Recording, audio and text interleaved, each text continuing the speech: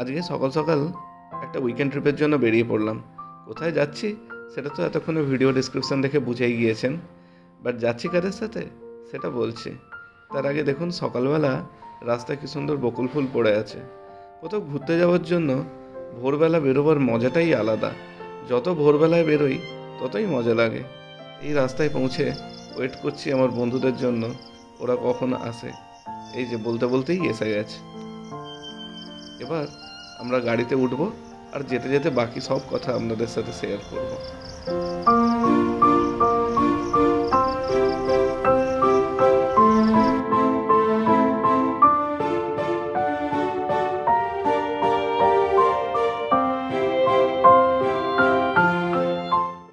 এই রাস্তাটা আমাদের বাড়ি যাবার মেন রাস্তা না, এটা একটা ছোট্ট বাইপাস যেটা মাঠের মাঝখান দিয়ে চলে গিয়েছে, আর একপাশে একটা সুন্দর খাল। আমরা যখনই যাই এই রাস্তাটাই নিই। এই রাস্তাটার কিছু সিনিক বিউটি আমি ড্রোন শটে ক্যাপচার করে আমার চ্যানেলে আপলোড করেছি, চাইলে আপনারা একবার দেখতেই পারেন।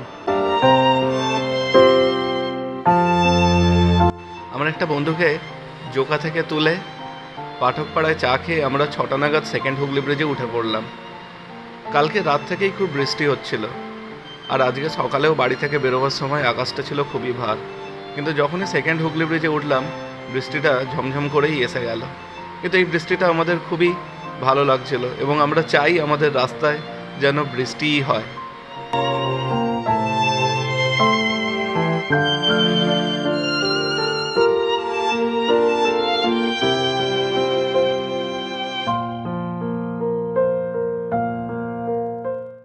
চলুন এবার আপনাকে আলাপ করিয়ে দিই আমার ফ্রেন্ডের সাথে। এই যে আমি গাড়ি চালাচ্ছি, অমিত ওর গাড়ি, বিপ্লব আর ভুবন, আমরা একসঙ্গে মাধ্যমিক পরীক্ষা দিয়েছি। রিসেন্টলি উই অল ক্রসড 40, তাই সবাই ভাবলাম যে একটু সংসারের ব্যস্ততা থেকে বিরতি নিয়ে যদি নিজেদের মতো করে একটু টাইম কাটানো যায় ফর অ্যাটলিস্ট ওয়ান ডে। সকাল 7:45 নাগাদ আমরা পৌঁছে গিয়েছিলাম কোলাঘাট। কোলাঘাটে পৌঁছে এই আনন্দ রেস্টুরেন্ট থেকে আমরা ব্রেকফাস্ট করলাম, আর এর উল্টো দিকেই ছিল সেই বিখ্যাত কোলাঘাটের শেরে পাঞ্জাবের নিউ বিল্ডিং, অ্যান্ড ওদের একটা নতুন গেট তৈরি হয়েছে। 8:30 নাগাদ ব্রেকফাস্ট কমপ্লিট করে আমরা আবার চালু করলাম আমাদের গন্তব্যের উদ্দেশ্যে। দেখুন রাস্তাটা কি সুন্দর লাগছে না? দেখে মনে হচ্ছে একেবারে দুর্গাপুজোর আকাশ। যদিও দুর্গাপুজো এখনও 3 মাস বাকি, কিন্তু একটা দুর্গাপুজো ফিল হচ্ছিল।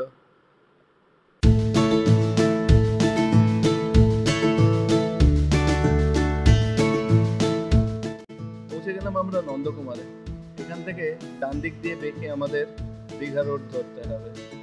আমাদের সঙ্গে 4টে ড্রাইভার, তাই আমরা খুব তাড়াতাড়ি যাচ্ছিলাম চেঞ্জ করে করে। এখান থেকে সোজা গেলে যাওয়া যায় হলদিয়া, এবং হলদিয়া যাওয়ার পথে তার আগে বাঁদিকে একটা রাস্তা যায়, সেখান থেকে যাওয়া যায় কুকড়াহাটি। কুকড়াহাটি থেকে নদী পার করলেই উল্টো দিকে রায়চক।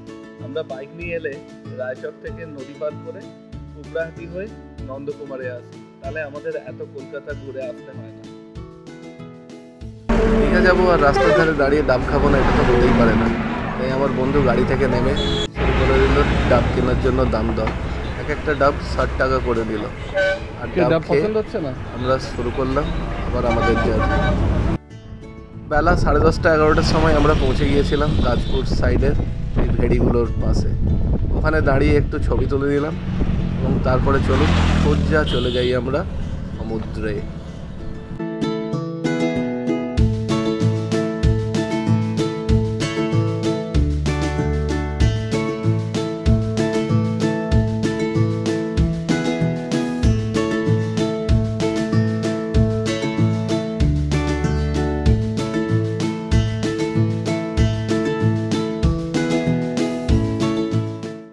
স্নান করে দুপুরবেলা খেয়ে ঘুমিয়ে আমরা সন্ধেবেলা গেলাম বিচে।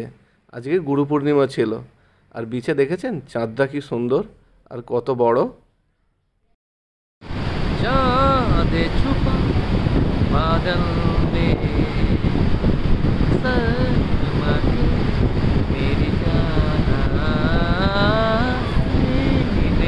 গানটা কিন্তু ভুবন গাইছিল, কেমন লাগলো ওর গান?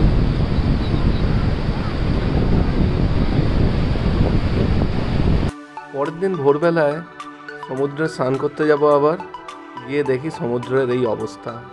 গুড়ি পূর্ণিমার জন্য আর ভরা কোটাল থাকার জন্য একদম জল পাড়ে চলে এসেছে।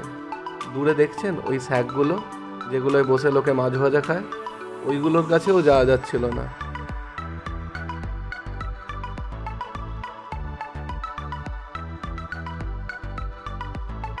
ও, আমরা কোথায় ছিলাম সেটা তো আপনাদের জানানো হয়নি। আমরা ছিলাম সবুজ সৈকত বলে একটা রিসর্টে। এখানে 2000 টাকা করে নিয়েছিল পার নাইট পার রুম, এসি রুম ছিল। যাই হোক, সকালে কিছু করতে না পেরে আমরা বেরিয়ে পড়লাম মেরিন ড্রাইভ ধরে দীঘার দিকে।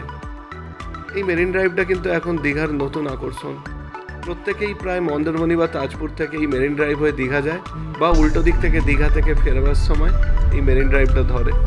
এই মেরিন ড্রাইভটা কিন্তু অতটা চওড়া না, খুবই সরু রাস্তা, অ্যান্ড লোকে প্রায় দাঁড়িয়ে যাচ্ছিল ছবি তোলার জন্য, এবং তার জন্য রাস্তায় জ্যাম ভালোই হচ্ছিল। বিকালের দিকে শুনলাম খুব ভালোই এই রাস্তায় জ্যাম। যাই হোক, আমরা একটু ছবি তুলে নিলাম।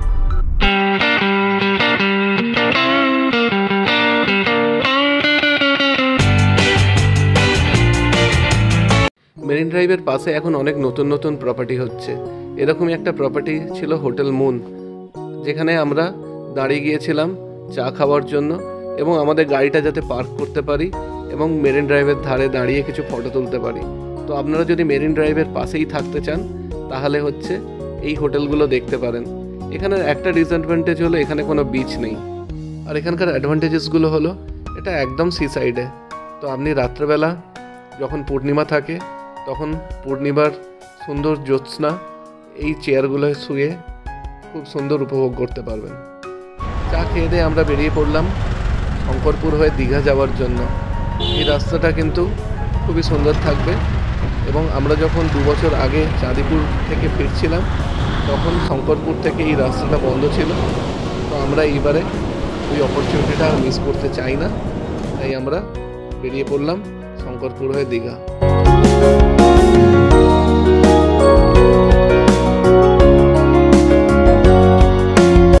দীঘা থেকে আমরা ইউটার্ন নিয়ে আবার ওই একই রাস্তা ধরে মন্দারমণি হয়ে কলকাতা ফিরবো আজই।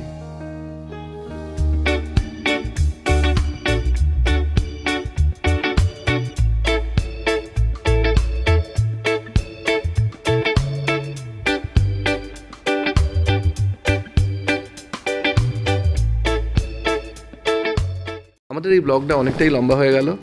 আশা করছি আমাদের এই ব্লগটা আপনাদের ভালো লেগেছে। যদি ভালো লাগে প্লিজ একটু সাবস্ক্রাইব করবেন চ্যানেলটা, আর ভিডিওটা লাইক করবেন। তো আবার দেখা হবে আপনাদের সঙ্গে অন্য কোনো ব্লগে। টিল দেন, গুড বাই, সবাই ভালো থাকবেন।